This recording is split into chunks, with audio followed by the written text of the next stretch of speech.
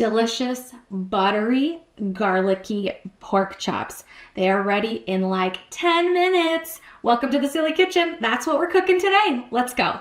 I'm starting with chili powder, some Cajun spice, and garlic powder to make my rub. I've got my pork chops ready to go. They're just nice and thin, boneless chops that I'm using for this recipe and giving them a really nice rub and coating. I'm using butter mixed with a little bit of oil in order to fry my pork chops here because we don't want that butter to burn. So a little bit of oil will help that. Literally 2 minutes aside, and I'm going to take them off. They've got a nice little crust on them.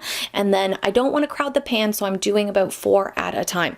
Taking them off to the side, and we're going to keep on going. I've got fresh garlic. I'm going to add a little bit of oil and butter back into the pan and a little bit of stock. Your choice, veggie, chicken, whatever.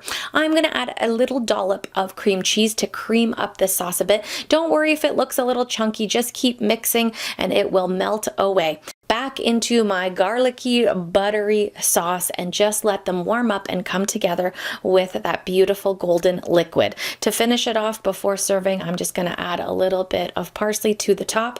This is perfect with something like mashed potatoes, so you can use that sauce on top of it and soak it all up.